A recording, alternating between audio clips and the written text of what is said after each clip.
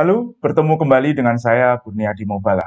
Pada video kali ini kita akan membahas tentang penukar kalor dan kita akan masuk ke dasar-dasar analisis thermal sebuah penukar kalor.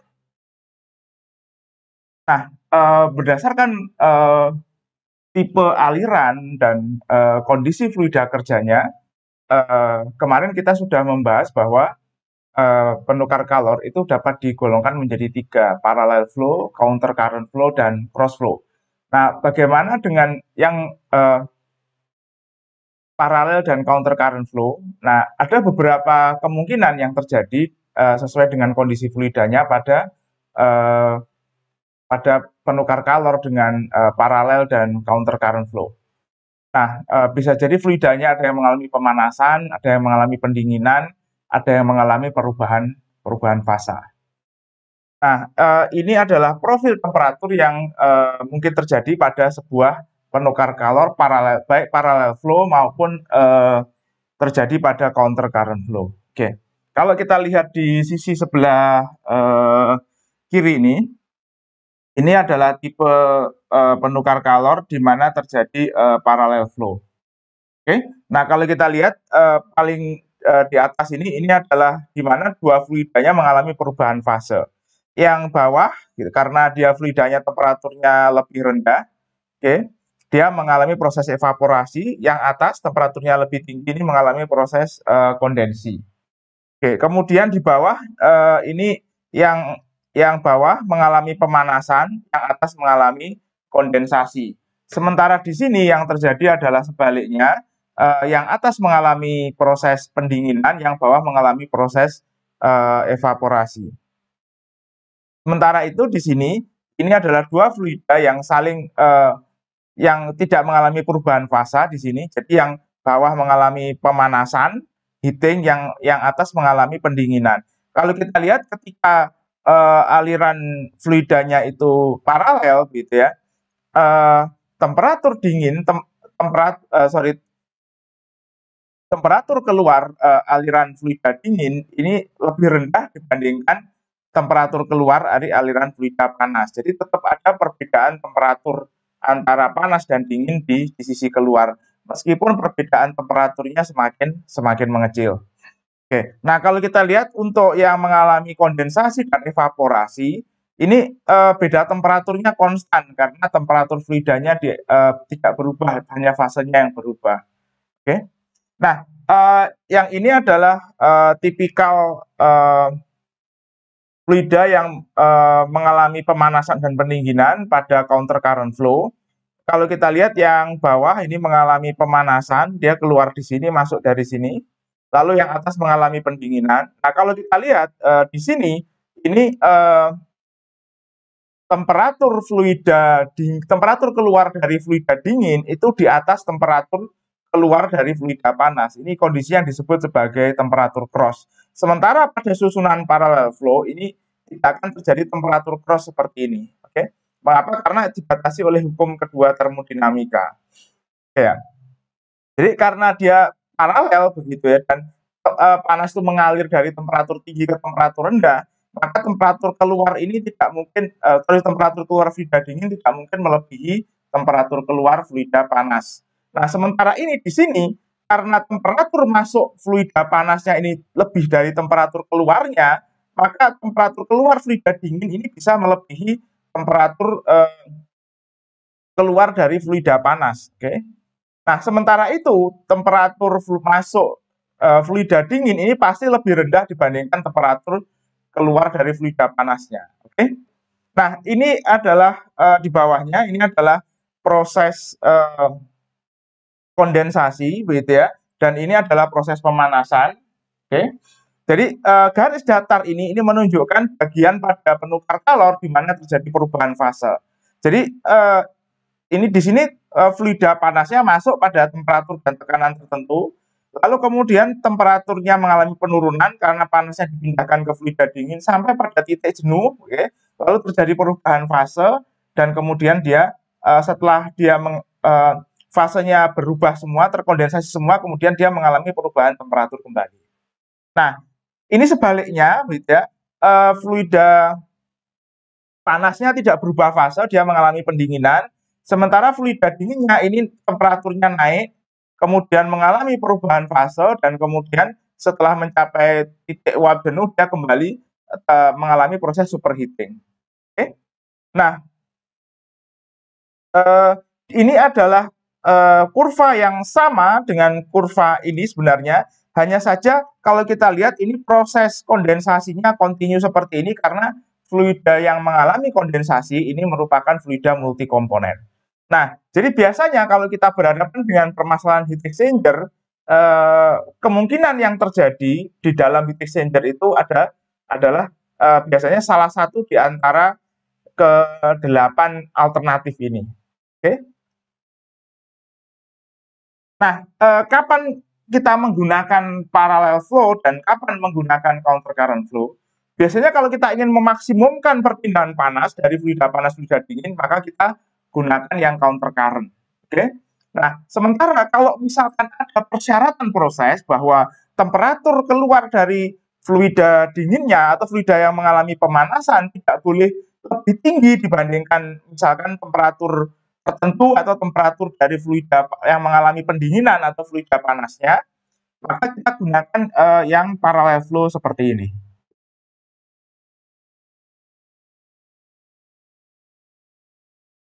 Oke, nah ini adalah perpindahan panas antara dua fluida yang terpisahkan oleh dinding. Ini yang tipikal terjadi pada penukar kalor dengan permukaan pertukaran panas berupa dinding datar seperti di plate heat exchanger. Oke, nah kalau kita lihat di sini kita punya TA begitu ya, fluida dengan temperatur tinggi, lalu kemudian temperaturnya ini konstan di luar lapisan batas, lalu kemudian ketika di lapisan batas dia mengalami semacam penurunan. Nah, lapisan kecil ini, lapisan tipis di sini ini kita sebut sebagai falling layer. Falling layer nanti akan kita jelaskan lebih lanjut. Falling layer ini adalah lapisan kotoran. Oke, mengapa ada lapisan kotoran di sini nanti akan kita bahas. Lalu kemudian ini adalah dinding perpindahan panasnya yang membatasi fluida panas dan fluida dingin yang lebarnya sebesar L. Oke, lalu kemudian di sisi fluida dinginnya nanti di sini ada falling layer juga sehingga temperaturnya ini turun lagi secara linear, lalu dia kemudian turun lagi dan akhirnya konstan setelah keluar dari lapisan batas. Oke, jadi, nah biasanya temperatur di permukaan dinding, temperatur di falling layer ini tidak diketahui sehingga yang diketahui hanya TA dan TB. Oleh karena itu nanti untuk menganalisis permasalahan ini kita akan gunakan konsep overall heat transfer coefficient atau U. Ya, next. Ini adalah skema dari proses perpindahan panas pada penukar kalor dengan permukaan perpindahan panas sirkular silindris. Oke. Nah, kalau kita lihat sama juga ini di kedua sisi. Ini temperaturnya sama-sama TA gitu ya.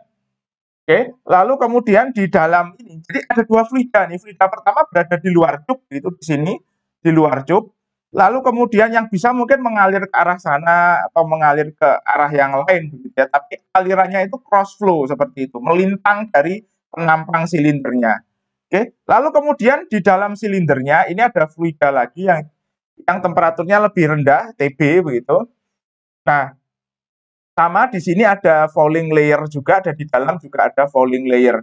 Proses yang terjadi sama, bedanya hanya saja di sini panasnya berpindah secara radial. Secara radial itu artinya apa? Dia arahnya itu dari pusat keluar, itu semuanya begini, dari pusat keluar. Jadi tidak ada perpindahan panas yang arahnya itu melingkar seperti ini ya, mengikuti sudutnya atau mengikuti kontur lingkar silindernya, penampang silindernya tidak ada. Asumsi kita dalam kondisi ini perpindahan panas bakalan terjadi secara radial, artinya menyebar dari tengah keluar seperti ini. Oke. Nah, apa yang dimaksud dengan lapisan kotoran? Oke. Jadi ketika misalkan kita membuat sebuah penukar kalor, ini biasanya awalnya penukar kalor itu bersih begitu ya. Lapisan permukaan dari logam tubnya ataupun platnya itu tidak ada pengotornya. Tapi dengan berjalannya waktu ketika penukar kalor ini beroperasi, biasanya fluida kerjanya itu membawa kotoran. Nah, karena dekat dengan dinding itu nanti kalau kita analisis secara mekanika fluida, biasanya shear stress-nya cukup tinggi sehingga kemudian ini terjadi semacam penempelan begitu ya. Padatan yang terlarut atau kotoran yang terbawa itu cenderung kemudian menempel di dinding begitu. Dan kemudian dengan berjalannya waktu lapisan ini bertambah tebal sehingga kemudian menambah hambatan perpindahan panas. Nah, karena fenomena ini sering sekali terjadi begitu ya, hampir dipastikan terjadi.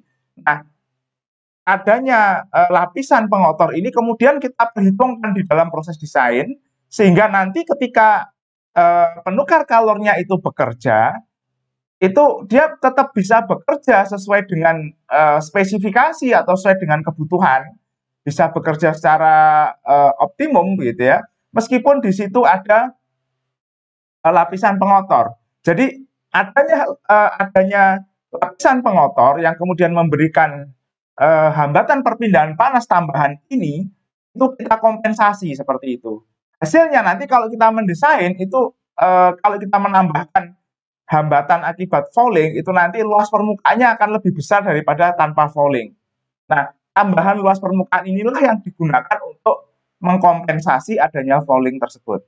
Oke, nah ini adalah contoh dari fenomena pengotoran yang terjadi pada sebuah superheater boiler begitu. Kalau kita lihat boiler ini dipanaskan menggunakan gas buang dari hasil pembakaran. Biasanya gas buang ini mengandung berbagai macam pengotor begitu ya. Kalau kita bahan bakarnya itu, apalagi kalau bahan bakarnya itu batu bara begitu, nanti sangat banyak sekali pengotornya. Oke, nah pengotor ini kemudian lambat laun akan menempel dan memberikan hambatan tambahan yang kemudian menurunkan kinerja perpindahan panas jika dibandingkan dengan kondisi tanpa adanya pengotor seperti itu. Oke, nah ini adalah contoh tabel dari hambatan akibat fouling, gitu ya, istilahnya fouling resistance atau hambatan pengotoran, gitu ya. Jadi sebenarnya nilainya ini hanya bisa diperoleh melalui eksperimen dan biasanya sudah ditabelkan seperti ini. Kalau kita lihat literatur tentang perpindahan panas atau literatur tentang penukar kalor seperti misalkan Handbook of Heat Exchanger, nanti kita akan temukan nilai-nilai tipikal dari fouling resistant untuk berbagai macam fluida kerja yang ada di dalam penukar kalor yang akan kita desain. Ini tabel ini adalah daftar gitu ya, nilai fouling resistant untuk fluida kerja yang berbasis air gitu ya. Nah, ini untuk service liquid gitu. Untuk misalkan untuk minyak, untuk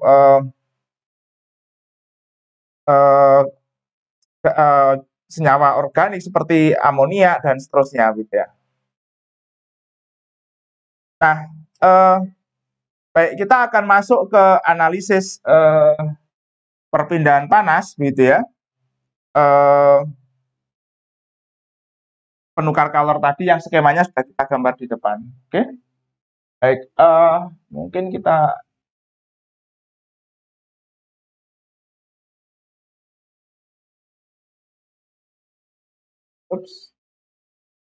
ya. Jadi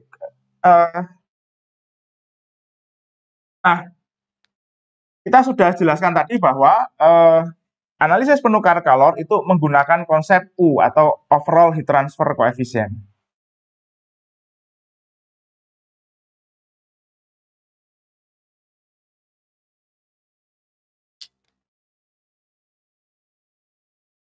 U overall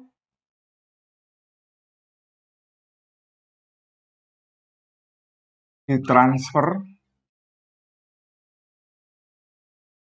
coefficient. Oke. Nah, kita sudah pelajari begitu di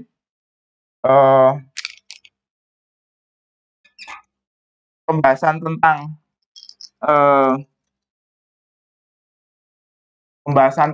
konduksi bahwa U itu kita definisikan gitu ya, sebagai 1 per R total kali A. Oke. Nah, kalau kita lihat nanti fluks panas pada sebuah penukar kalor itu bisa kita tuliskan sebagai U kali delta T. Oke? Oh, sorry. Ya, kita langsung aja kali TA dikurangi TB. Jadi kalau kita lihat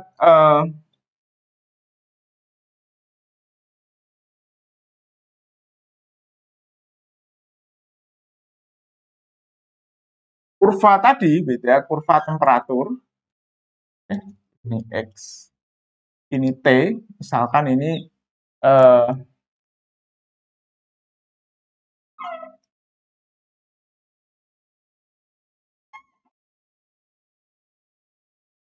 nah, perbedaan, gitu ya, atau TA dikurangi TB, ini adalah perbedaan temperatur di satu titik ini. Ini adalah delta T, TA dikurangi dengan TB. Oke, jadi flux panasnya dapat kita tuliskan seperti ini.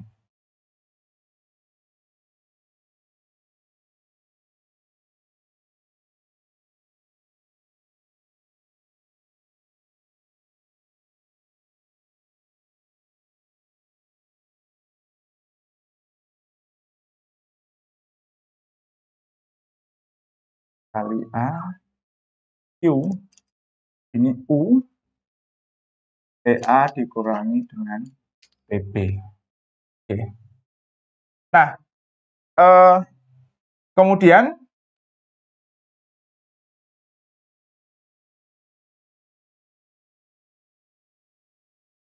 overall heat transfer efisien.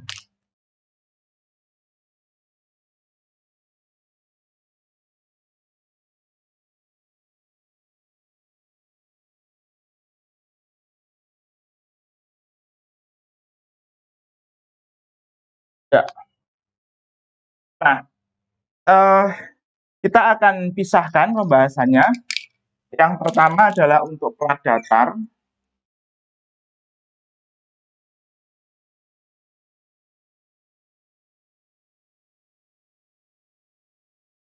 Oke.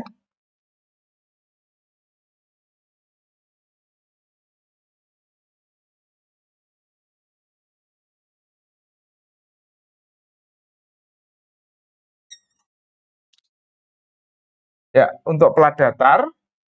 Dan ini untuk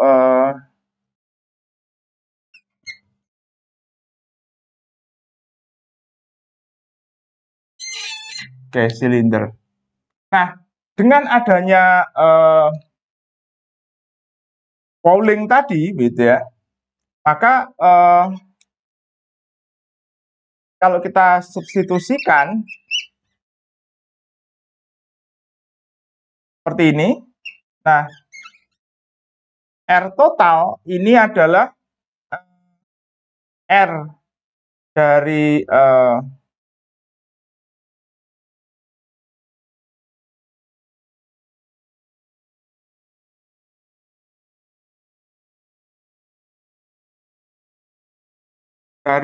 fluida A, ya, lalu ditambah dengan fouling resistance A, begitu ya, dibagi dengan AA,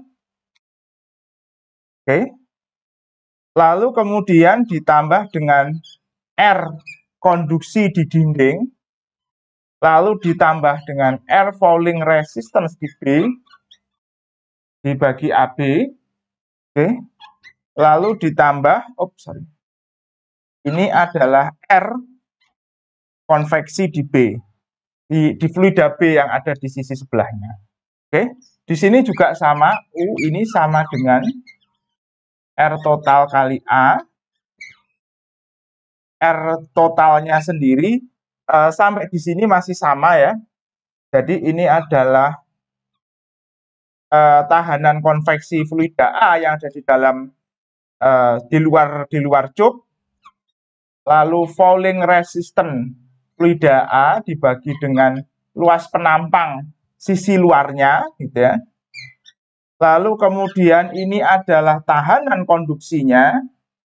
Lalu kemudian ini adalah fouling resistant di dalam, dibagi permukaan dalam pipanya, ditambah dengan tahanan konveksi yang ada di dalam. Oke.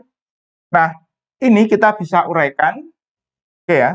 Jadi ini RA-nya adalah HA dikalikan AA ditambah dengan RFA dibagi AA karena dapat dari tabel nilainya. RW-nya, oke, ini adalah tebal dikalikan konduktivitas panas dinding dikalikan luas penampang dindingnya. Katakanlah ini AA, gitu ya. Kemudian ini sama dibagi dengan AB, oke. Lalu ini adalah 1/per HB kali AB, oke. Nah, untuk plat datar, karena kita anggap platnya bentuknya seperti ini ya. Jadi luas penampang di sini bakalan sama dengan yang di belakang. Kalau ini AB, ini AA, maka untuk plat datar ini AA sama dengan AB. Oke. Jadi kalau ini katakanlah kita kalikan AB begitu ya. Kita jadikan referensi adalah permukaan luar, maka kalau ini kita substitusikan ke sini, nanti di bawah gitu ya. Ini U. Jadi ini seperti ini. Oke. Nah, ini nanti kita peroleh begini. 1/per HA AB AA karena AB dikalikan masuk ke dalam ya. Lalu kemudian ini RFA AB per AA ini ditambah L KW gitu ya. Oke. Ini nanti AB per AA juga. Lalu di sini RFB. Nah, ini AB per AB. Ini 1/per HB. AB per AB. Nah, kalau kita lihat karena ini sama,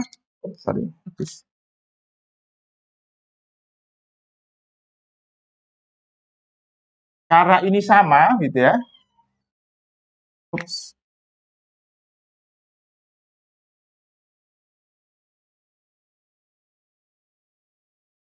Karena ini sama gitu ya. AB, maka ini akan hilang. Ini hilang, ini hilang, ini hilang dan ini hilang. Oke. Nah, jadi kemudian untuk plat datar itu kita peroleh U, koefisien perpindahan panas total itu, oke, itu sama dengan ya 1/per HA ditambah RFA ditambah L KW RFB 1/per HB. Oke. Nah, kita akan coba kerjakan yang lingkaran, yang silinder. Oke. Jadi ini nanti sama dengan ini 1/per HA gitu ya. Kali AA, ini adalah permukaan dalam tadi. Lalu kemudian ditambah RFA per AA, ini tidak berubah. Lalu ditambah dengan RW. Oke. Sorry, RW-nya ini kita harus jabarkan lupa. Jadi ini adalah len gitu ya. G2 per G1 dibagi 2pi L Kw. Oke, jadi Kw-nya adalah konduktivitas panas dari dinding pipanya atau dinding cupnya. Lalu ini sama RFB per AB ditambah 1/Hb kali AB. Oke. Nah, kemudian kalau ini kita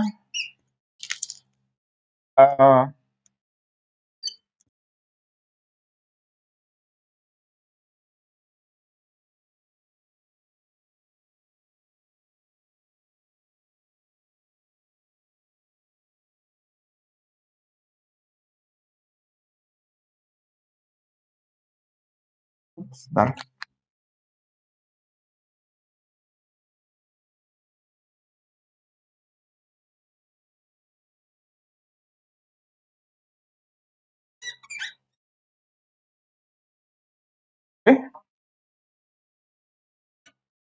Ini RF ya.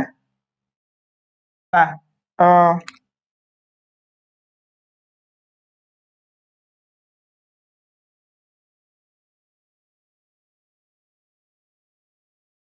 saya tulis ulang.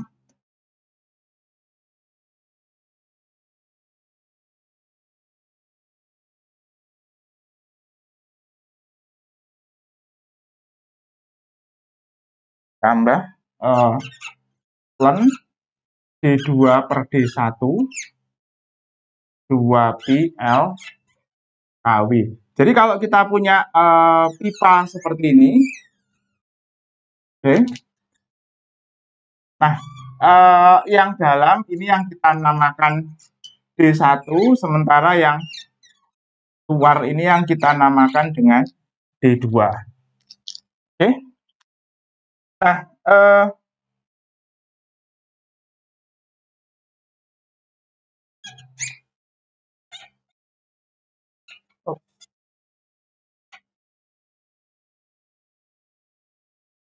kurang bagus. Harus tulis ulang.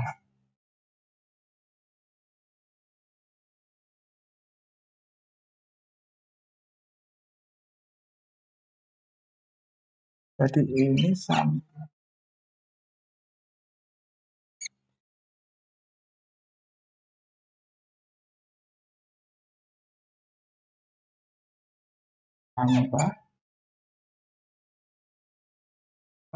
ini R D AB per HB AB gitu ya.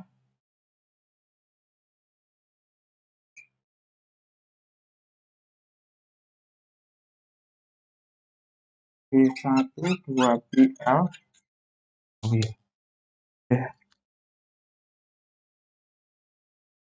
Nah, kemudian kalau misalkan ini kita substitusikan ke dalam U-nya, nanti kita peroleh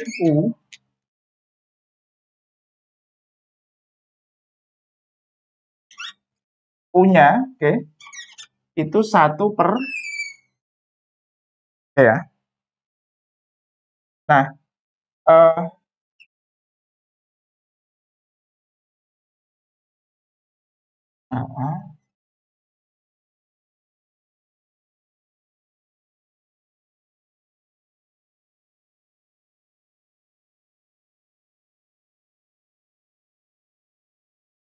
D2 per D1. Oke. Nah, kalau kita tentukan U-nya, nanti AB-nya harus masuk. Jadi ini 1/AA. Ups, tidak lihat.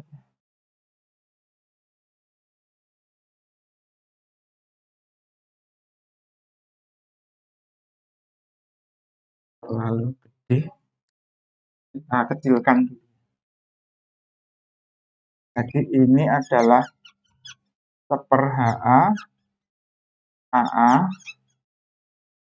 RFA, AA, gitu ya. Lalu kemudian ini ln D2 D1 2pi L Kw RFB AB ditambah per HB kali AB. Lalu kemudian U-nya nanti ini per, ya. Nah, ini kita kalikan dengan AB. Jadi nanti di sini per HA, AB per AA, oke. RFA, AA per AB, oke. Lalu ini len D2 per D1, 2PL, KW, kali AB, RFB, AB per AB, ditambah seper HB, ya, seper HB, AB per AB. Nah, untuk silinder ini, kalau kita lihat, AA itu adalah I D1 yang di dalam kali L. AB-nya adalah Pi D2 kali L, jadi tidak sama. Nah, kalau kita lihat, maka, ini kebalik ya, ini harusnya AA, ini B, yang di atas B. Jadi kalau kita lihat nanti, AB per AA itu adalah Pi D2 kali L, Pi D1 kali L. Jadi ini hilang, sama dengan D2 per D1. Jadi ini, nanti D2 per D1 ini juga D2 per D1. Nah, kemudian yang ini AB, ini nanti 2 Pi-nya, ini 2 PL-nya, ini PL-nya ini akan hilang, tinggal D, begitu ya. Oke.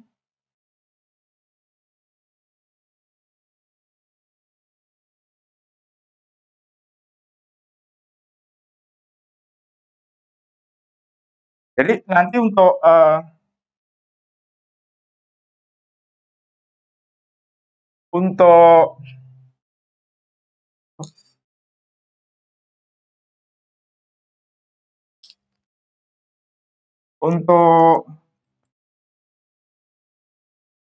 dinding silindris seperti ini nanti hasil akhirnya U-nya adalah seper, gitu ya. Ini HA D2 per D1, gitu ya. Ditambah ini RFA D2 per D1, oke. Ditambah, kurang lebar ya.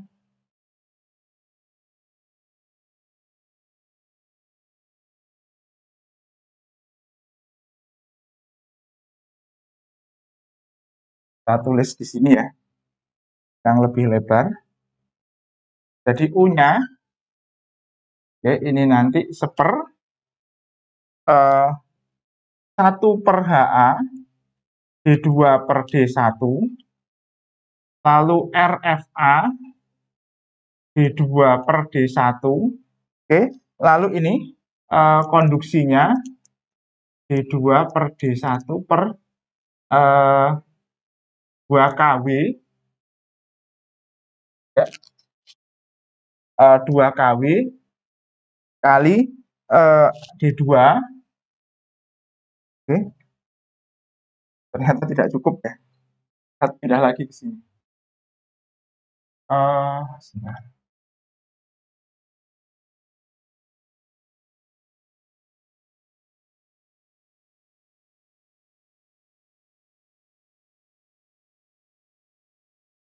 Oke. Jadi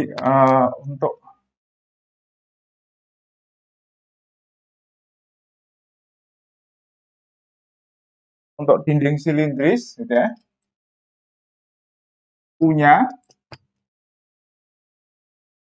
ini seper HA D2 per D1, RFA D2 per D1, gitu ya. Ini harus dikalikan dengan len D2 per D1, 2 kW D2 ini RFB per HB. Oke, jadi seperti ini. Nah,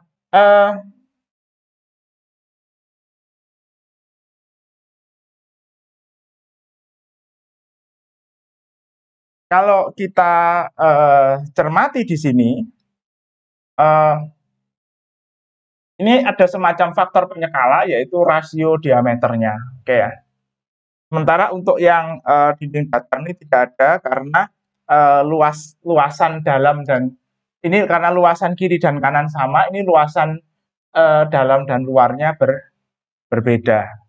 Oke, ya,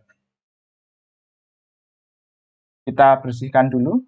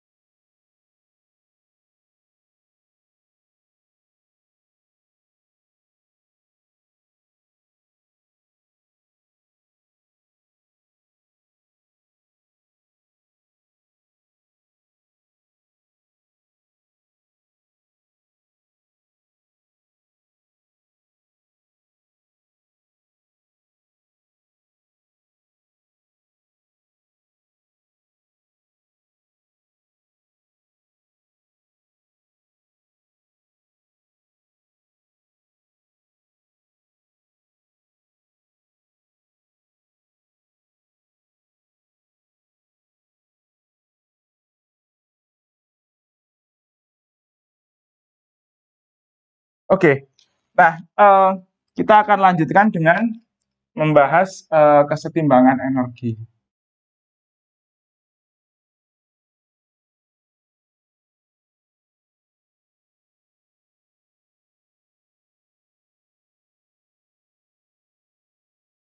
Oke, nah pada penukar kalor itu juga berlaku kesetimbangan energi, gitu ya.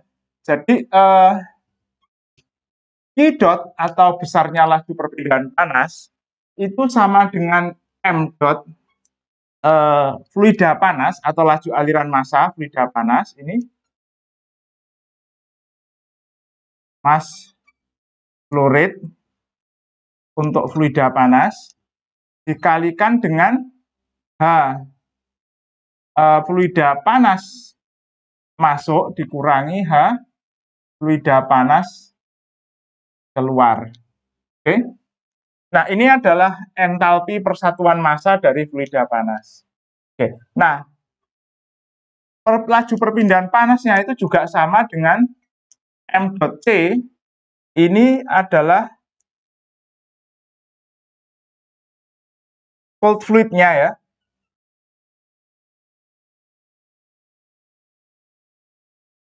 Oke. Ini adalah fluida dingin keluar dikurangi fluida dingin masuk. Jadi kedua ini nilainya sama. Nah, kalau misalkan fluidanya itu berupa cairan dan yang notabene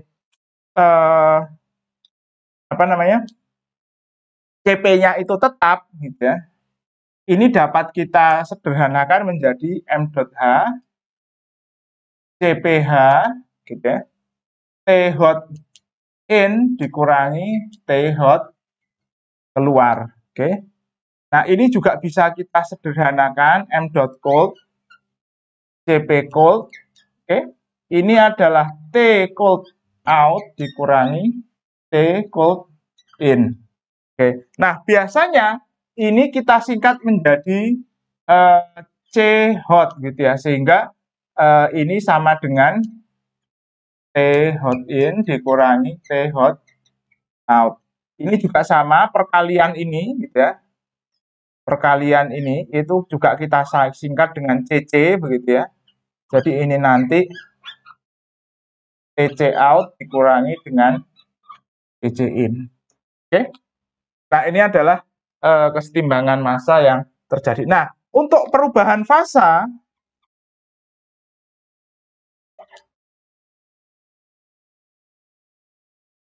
untuk fluida yang berubah fasa, I dotnya ini adalah M dot kali HFG atau entalpi pengembunan atau entalpi penguapan. Oke.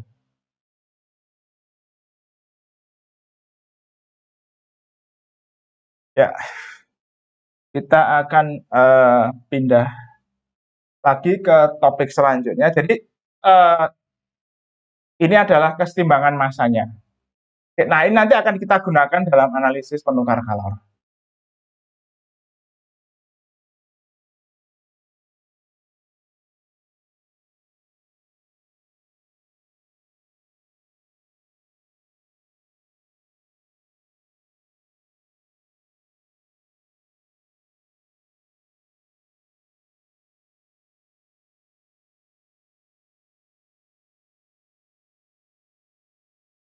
Oke.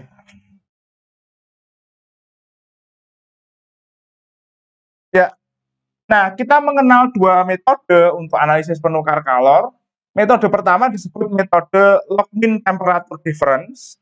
Yang kedua disebut metode effectiveness NTU. Oke. Apakah NTU nanti akan kita bahas setelah ini.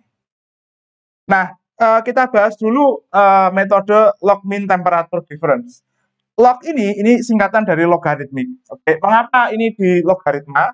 Jadi ceritanya begini. Nah, tadi kita sudah membahas bahwa fluks panas. Jadi untuk sebuah kurva perpindahan kalor seperti ini, gitu ya. Ini ke bawah, ini naik ke atas, ya. Nah, ini temperatur, ini adalah jarak X gitu ya. Jadi flux panas di satu titik seperti ini tadi dijelaskan dapat kita hitung menggunakan ini. Misalkan ini TA yang di sini adalah TB. Jadi ini adalah TB dikurangi TA seperti ini ya. Nah, permasalahannya adalah ini harusnya semakin melebar. Oke. Nah, permasalahannya adalah deltanya ini tidak sama. Jadi delta T-nya ini yang kita sebut dengan delta T ini tidak sama. Di sini kecil membesar, kemudian membesar gitu ya. Jadi kalau kita ingin menghitung laju perpindahan panas totalnya, jadi ini harus kita ubah menjadi dQ seperti ini. Itu adalah QdA. Lalu nanti ini kita integralkan dari 0 sampai X gitu ya. Dari 0 sampai X seperti ini. Oke. Yang mana karena kenapa? Karena delta T-nya ini berubah gitu ya. Karena delta T itu adalah fungsi dari jarak ini. Dia berbeda. Ya. Nah, agar memudahkan perhitungan supaya kita tidak melakukan proses integrasi yang rumit, kita berusaha mencari gitu ya, fluks panas, oke, yang kemudian kalau kita integralkan hasil dari sehingga apa? Hasil integral ini itu bakalan sama gitu ya. Ini kan kalau kita masukkan ya, ini nanti kan sama dengan integral U begitu ya. TB min masih kelihatan TA begini ya, DA saya tulis di bawah. Ini kan seperti ini ya.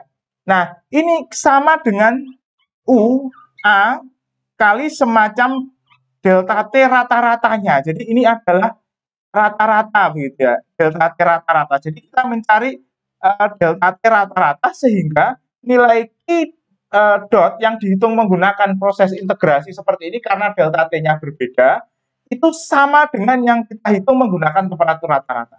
Nah, temperatur rata-rata ini diperoleh dengan dari apa? Konsep logarithmic mean temperature difference. Jadi beda temperatur logaritmik logaritmik rata-rata antara dua fluidanya. Nah, sehingga kemudian laju perpindahan panasnya dapat kita tulis seperti ini. I dot sama dengan UA delta T LMTD. LMTD singkatan dari log mean temperature difference. Oke ya. Nah, definisinya seperti apa delta T LMTD? Definisinya seperti ini. Oke. Jadi delta T LMTD oke ya, itu adalah delta T1 oke, dikurangi delta T2 dan delta T1 per delta T2. Oke. Nah, delta T1-nya apa? Untuk yang parallel flow, delta T1-nya adalah beda antara temperatur panas masuk dan temperatur dingin masuk. Delta T2-nya adalah beda antara temperatur fluida panas keluar dan fluida dingin masuk. Oke ya, fluida dingin keluar.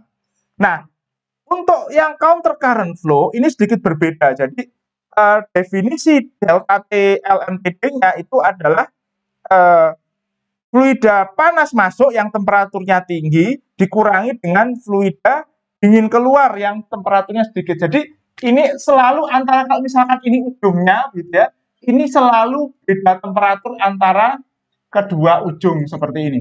Ini kalau ini berarti delta T1, ini nanti delta T2 seperti itu. Nah, delta T2-nya ini fluida dingin masuk dikurangi dengan dengan fluida panas keluar. Jadi fluida panas pengurangannya adalah fluida panas keluar dikurangi fluida dingin masuk. Oke ya. Nah, seperti itu. Jadi kalaupun ini nanti kita menggunakan parallel flow, maka bedanya antara dua ini juga. Ini delta T1, lalu di keluar ini delta T2.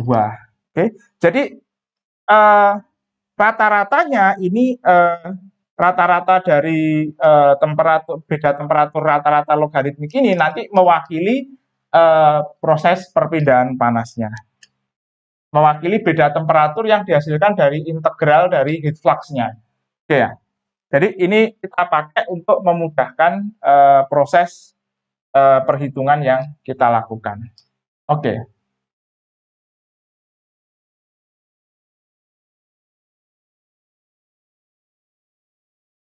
Nah, untuk penukar kalor dengan yang istilahnya itu multipass atau tidak hanya sekali melewati tube side-nya, tidak sekali melewati penukar kalornya, tapi kemudian dia balik lagi, itu kita harus tambahkan faktor koreksi karena dia tidak murni paralel dan tidak murni counter current.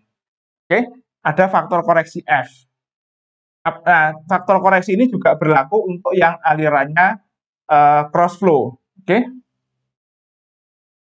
Nah, formulanya sedikit berbeda, jadi kita gunakan delta T LMTD untuk yang counter current flow, oke, formulasi delta T LMTD, tapi kita kalikan dengan faktor koreksi.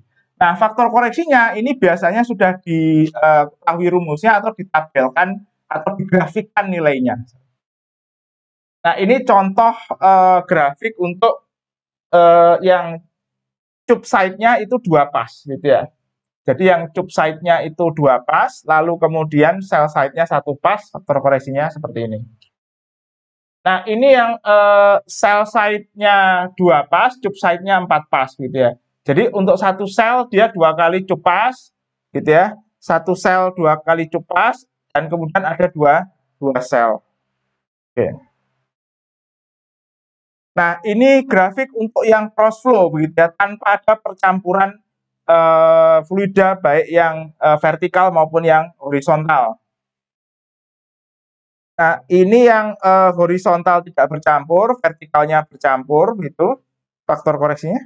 Ya, oke. Nah, kita masuk ke metode selanjutnya, yaitu metode NTU effectiveness. Ya, kita hapus terlebih dahulu.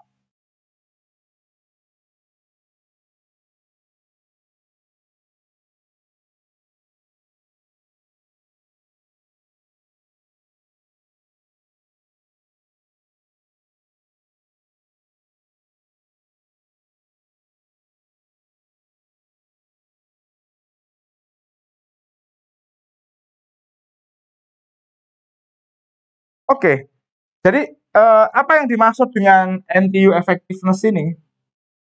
Oke, jadi effectiveness ini kita definisikan sebagai rasio antara perpindahan panas yang terjadi dibagi dengan rasio perpindahan panas yang terjadi, laju perpindahan panas yang terjadi dibagi dengan laju perpindahan panas yang maksimum atau yang mungkin terjadi di situ. Jadi laju perpindahan panas aktual dibagi dengan laju perpindahan panas maksimum yang mungkin terjadi. Nah, laju perpindahan panas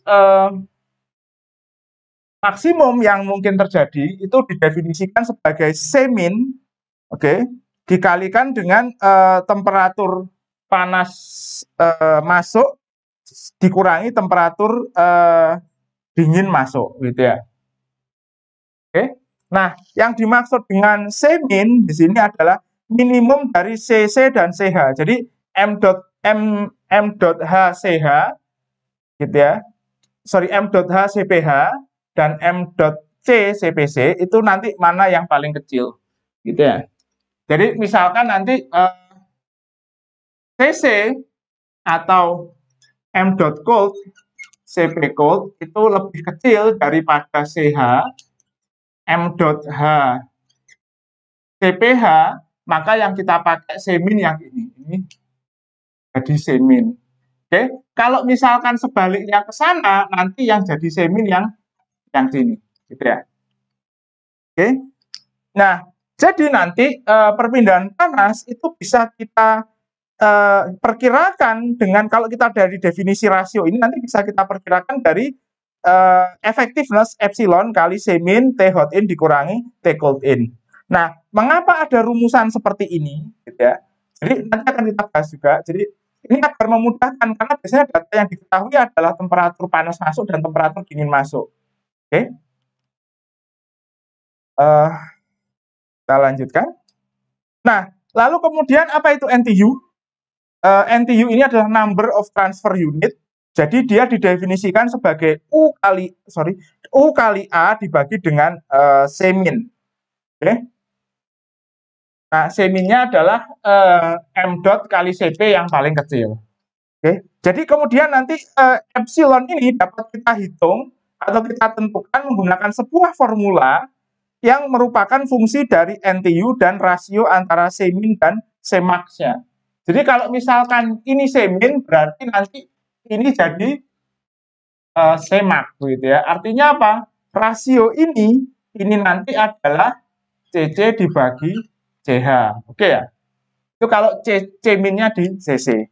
Kalau Cmin-nya di Ch itu ini Cmin sama dengan Cc. Kalau Cmin-nya itu Ch, ini nanti adalah Ch per Cc, begitu ya. Oke. Nah, kita tidak harus menghitung sendiri atau menentukan sendiri nilai effectiveness dari NTU-nya. Namun kita bisa gunakan tabel. Formulanya biasanya untuk penukar-penukar kalor yang sudah atau sering digunakan, biasanya formulanya sudah diketahui atau nilainya digrafikan. Nah, ini contoh tabel formula dari effectiveness sebagai fungsi dari NTU atau number of transfer unit. Oke, ini adalah contoh grafiknya. Ini untuk parallel flow, untuk counter current flow. Oke. Nah, ini untuk ini untuk yang double pass gitu ya, two pass di tube side-nya. Lalu ini yang untuk tube side-nya itu four pass gitu dan seterusnya. Lalu ini untuk yang cross flow, oke, tidak bercampur. Ini yang cross flow yang tidak bercampur yang vertikal dan seterusnya. Oke. Nah, mengapa ada dua metode? Oke, ada LMTD atau log mean temperature difference dan ada effectiveness NTU. Mengapa seperti ini? Jadi kalau misalkan kita mendesain gitu ya, biasanya itu yang diketahui hanya temperatur fluida masuk dan temperatur fluida masuknya saja, baik fluida panas maupun fluida dingin.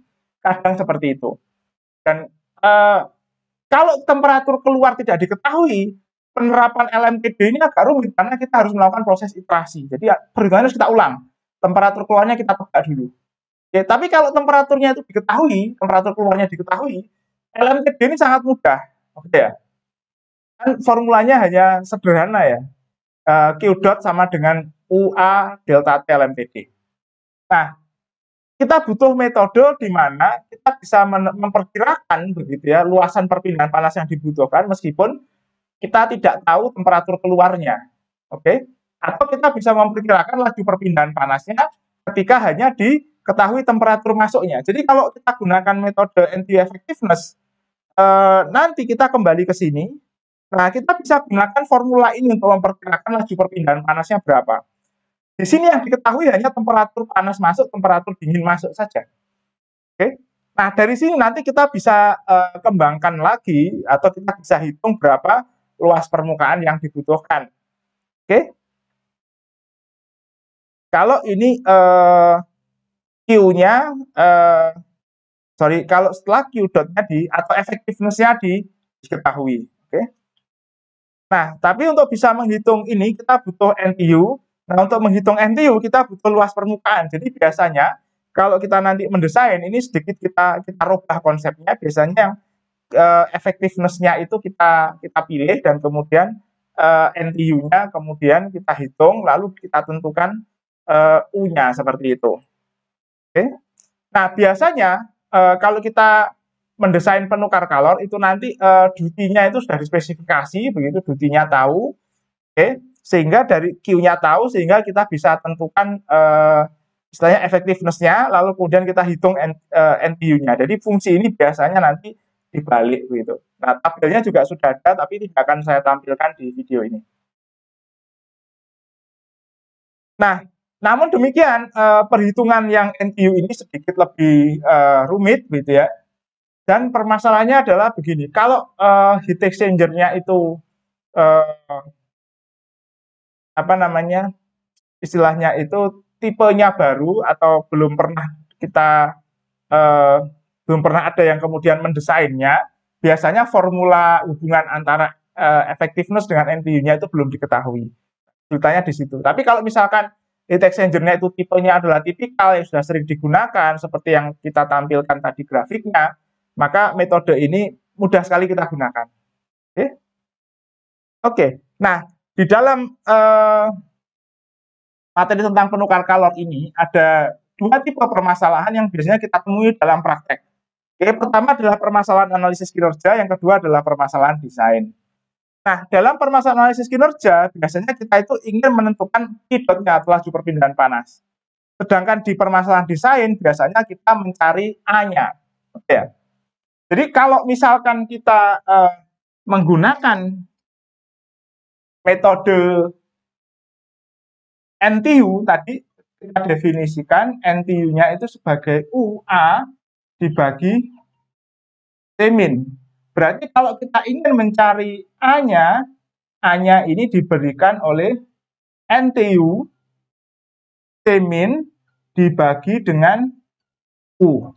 Oke ya. Nah, untuk tahu NTU biasanya kita harus tahu epsilonnya dulu karena hubungannya seperti itu. Nah, untuk mencari biasanya nanti effectiveness-nya itu kita biasanya kita pilih lah gitu. Oke.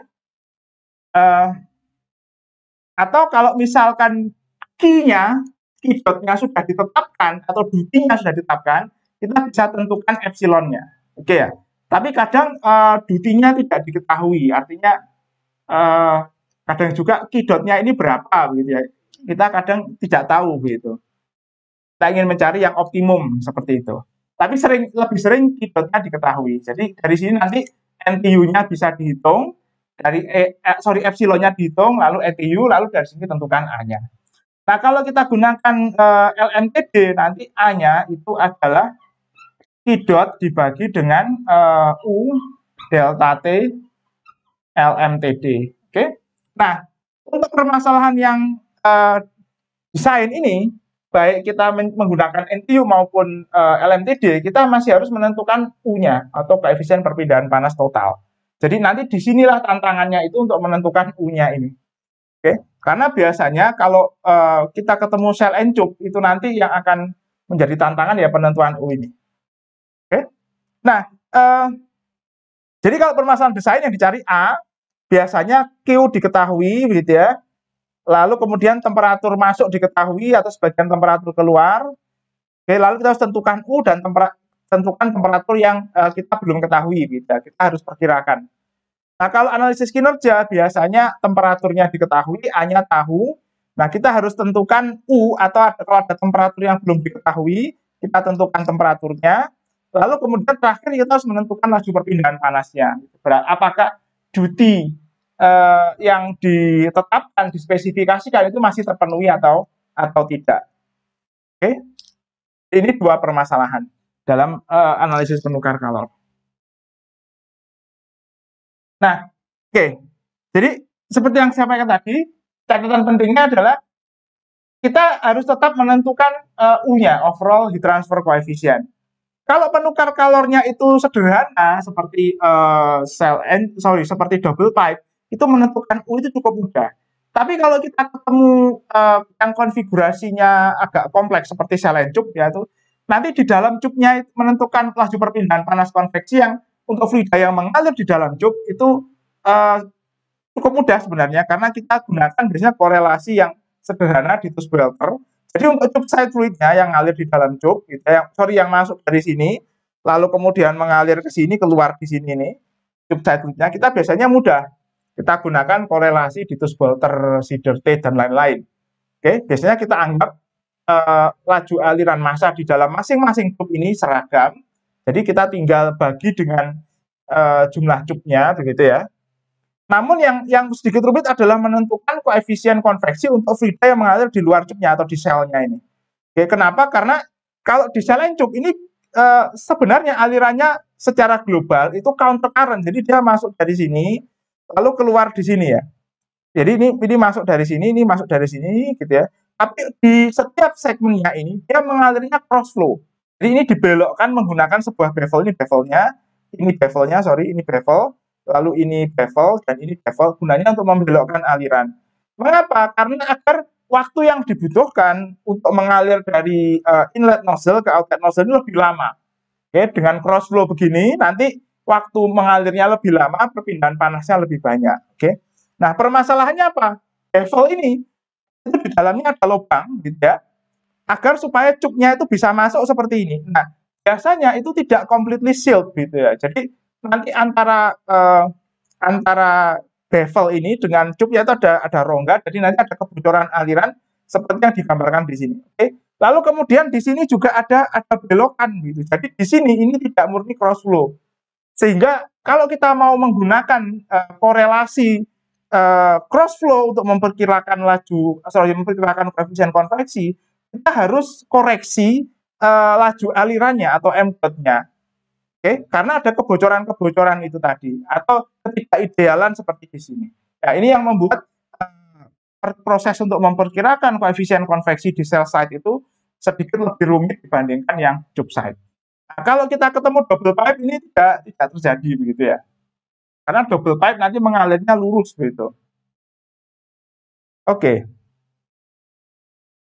Ya, selesai pembahasan kita tentang dasar-dasar analisis thermal penukar kalor. Sampai jumpa di video selanjutnya.